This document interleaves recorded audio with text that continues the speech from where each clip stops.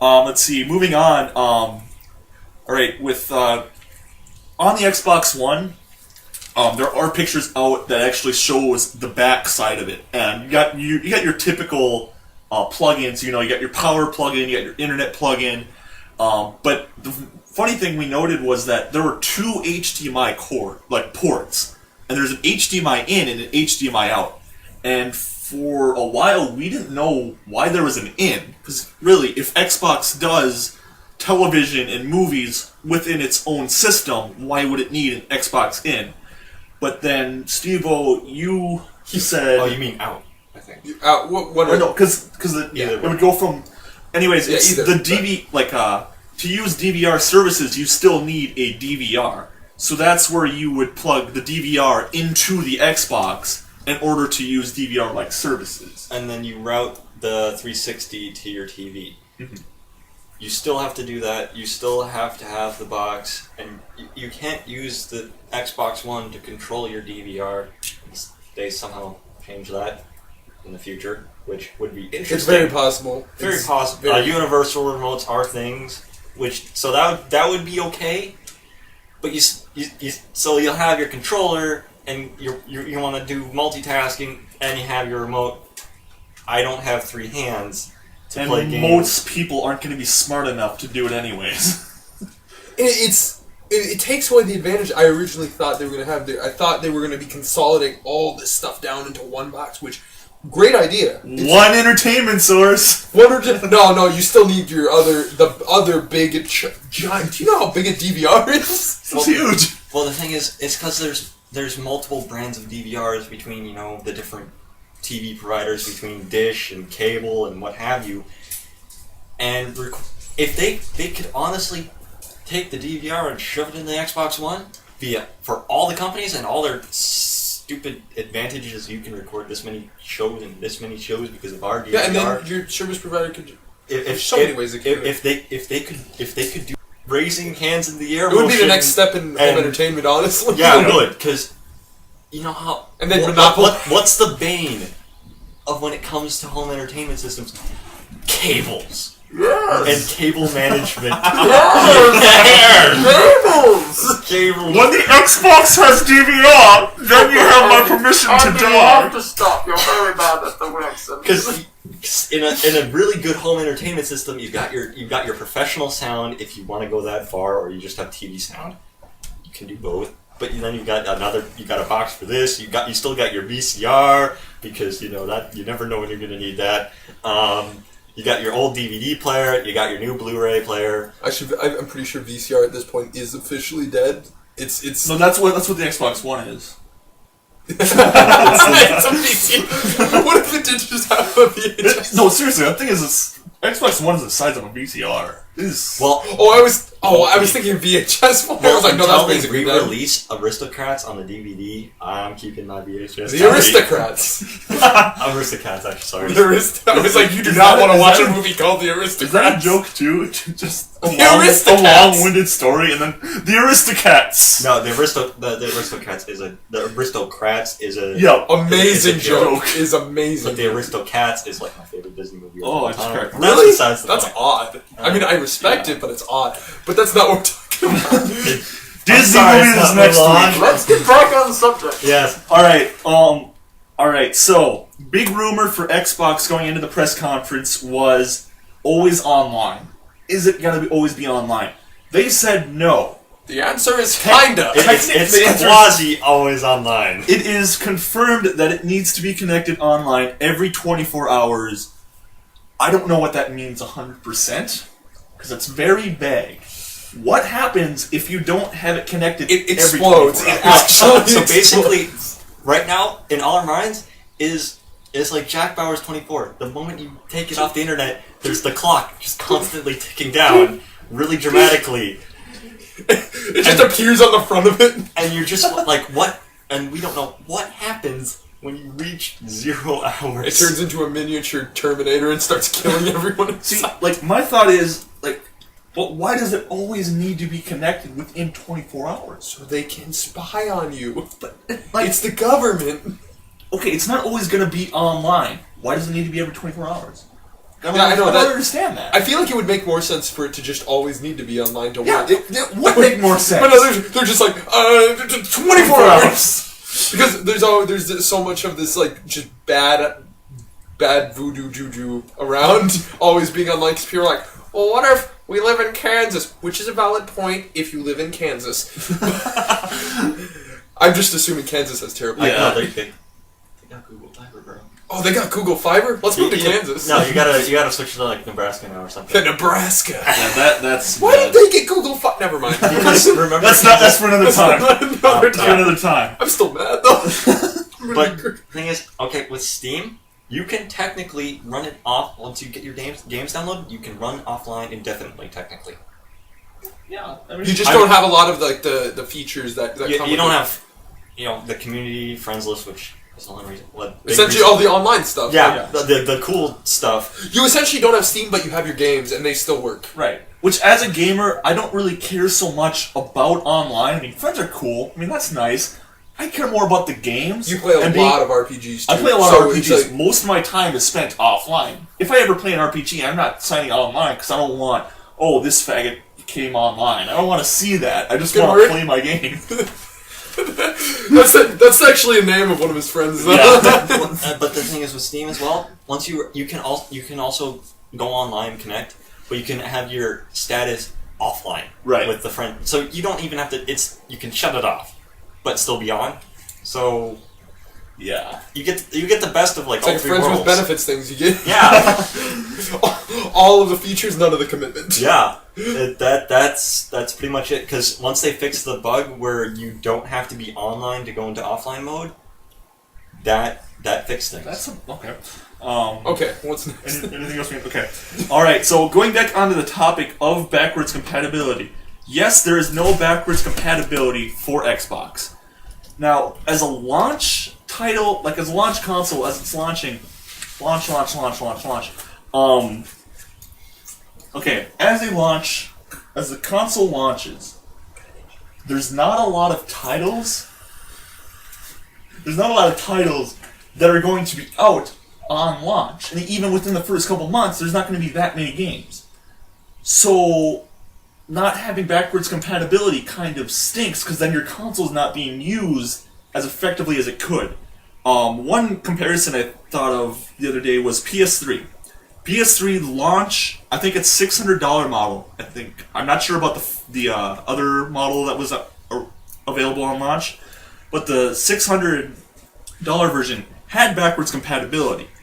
This is smart because PS3 gave us a reason to play even though it had no games. I bought a PS3. Alright, there are no games. Can still play PS2 and PS1 games on it. Don't make cry, Battlefront 2, all those things. You could play PS1? You can play PS1. Yeah. I played Final Fantasy IX. Okay. But it gave me a reason to use it, even though there was no reason to use it. I mean, Killzone 2, right? And Killzone, oh my gosh. Game of the Year, Halo Killer. Okay, enough of the sarcasm. Enough of the sarcasm. But, see, and that's the beauty of backwards compatibility. It saves your console during launch. Xbox doesn't have backwards compatibility, which kind of kills it for launch, at least in my opinion, because it doesn't have a reason necessarily until the games come out.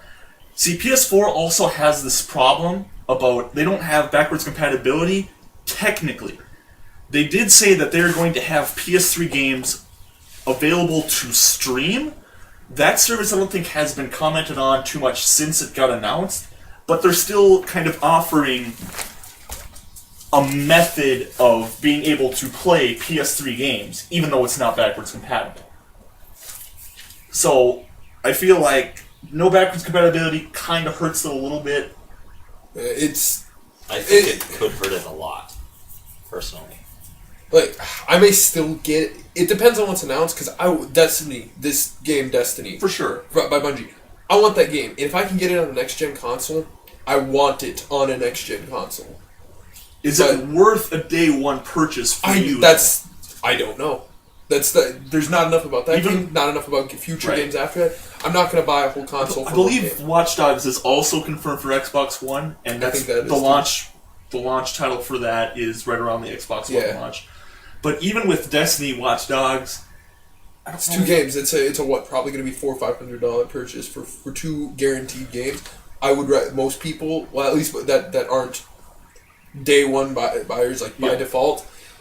We're gonna wait for like a year. Yeah. Maybe a half. Wait year or till the something. library adds up and then buy it. Yeah. And just go with it from there. Let's see. The biggest thing they had from that press conference was their focus was on TV and movies. Their focus with this press conference was to show you that Xbox One is the one-stop shop for everything entertainment. Movies, TV, music, games. It does essentially everything. And this conference focused more on TV and movies because we already know Xbox One is going to play games and music. Yeah. Well, But we just described the whole DVR situation. It's not your one-stop shop. It's your half-stop shop. Your half-stop shop. and the thing is, the reason when they're focusing on the one stop and about the game, it will play games, but they didn't. What did they improve upon playing games? Well, I mean, the arms on that guy in Call of Duty Yo, look that- great. Dude, the That- comparison from Modern Warfare 3 to that, Oh. dude. Why they didn't use Battlefield 3 to like something because that's a game that actually it's visually great on the Yeah. that or Crisis 2. How good does Crisis 3 look? I don't Crisis 3 looks pretty dang good from what I've seen know. from pics. Those are probably the best looking games on the Xbox 360. I can tell you about Crisis 3 actually. It doesn't look good, yay or nay, Okay, if you run it at ultra super on an Xbox. on a PC, it dies at 30 frames, but there is barely any difference between low and high. There's just more water effects and So stuff. probably we'll probably take Crisis 2 and Battlefield 3 as our examples for like probably Yeah. best looking games on the 360. And why they chose to use Modern Warfare 3, which it doesn't look bad, but it's nothing not special. the best example you could. I mean, it's a great example if you're trying to make blind people see the difference. Yeah, it's Because everyone can see the difference between those two games. MW3 isn't that beautiful, but if they would have chose a game like Crisis 2, Crisis 3, or whatever, people would be like, that looks kind of nice, you know? Yeah, they'd be that's a slight difference. But it wouldn't be as major as the MW3 one. maybe we'll get more comparisons later. That Right. like we really haven't seen much gameplay from Destiny. We've seen. I don't think E3. E3, we are definitely getting more gameplay. So essentially, a lot of the information we've got so far, it just E3 is gonna be awesome. Oh, yeah. But I made the comparison. Xbox One is the dorm room console. This is like I noticed this like they are shipping this for college age kids because they've made deals with the NFL. They were sponsoring ESPN heavily. You can track your fantasy teams, and you can stream all this. You can stream TV. It has movies. It plays Call of Duty. That's like everything. Only Call of Duty. This- It plays Call Call of of Duty. Does it play video games? No, but it plays Call of Duty. Basically, this would my roommate, who I didn't really talk. This would be his favorite thing in the world because he was your kind of stereotypical jock, but he still played video games on the side, Right. like every other frat bro out there. Yeah, I mean it's fine, but I don't watch sports that much. If nothing's going on and I have a way to just watch it on demand like that, I'm gonna do it. Mm-hmm. It's a good service for that demographic. Yeah. But at the same time, does that cost anything? Not much, unfortunately. No. See, but for the more hardcore audiences, though, like at least for me, and I think you too, Steve-O, I've kind of evolved past cable and television shows. Same here. I Where, did like, Netflix. all any viewing I do of anything is through YouTube, the internet, Twitch TV, Pirate Bay. that too. But like, if I ever want to watch something, I go to YouTube, I go to Twitch. Those two things have everything I want, need, and can entertain. Well, it's not like I can find that stuff on G4 anymore. So Oh, gee, which rest in peace. yeah, R.I.P. because I'm focusing. Like I don't like if I want to watch cheesy movies, I go to sci-fi because I like sci-fi, and or I have sites where I can find movies that I want to watch. Right. And It's even not like YouTube has quite a few movies up on there. Yeah, that website. haven't been taken down, which is pretty big. They're not the Pandemic best too. of quality, but hey, it's free and it's there. Also, Pirate Bay. I don't advocate piracy. Neither do I. I've never actually done it, but I'm just saying it's an option. It is an option. It is an option. There's like I personally. If the can't director really- is dead, it's fine. Yes. I personally can't get Netflix because they don't like my debit card ever. Really? Yeah. It's odd. Alright. Anything else on that? No. Ned? Okay. I don't know really what you meant for this, for the self-publishing. Okay. I can. I'll We start can this talk one. about this one. I'll start. Awesome. Okay, so Xbox Live Arcade may be one of my favorite things about the Xbox 360 currently. One of my favorite games is a game called The Dishwasher Vampire Smiles. This I don't know if it's considered the second. It's the second one in a series, but I know the first one was an indie game. Not sure if this one if the second one really is.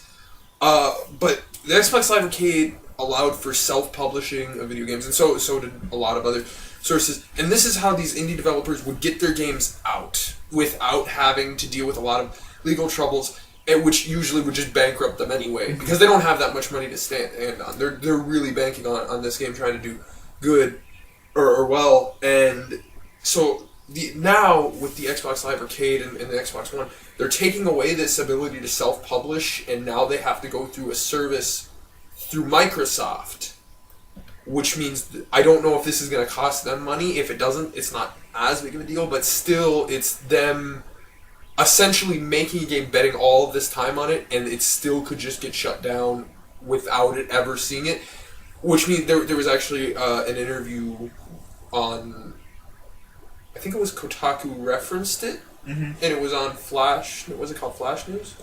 Something Not like sure, that, yeah. something like that.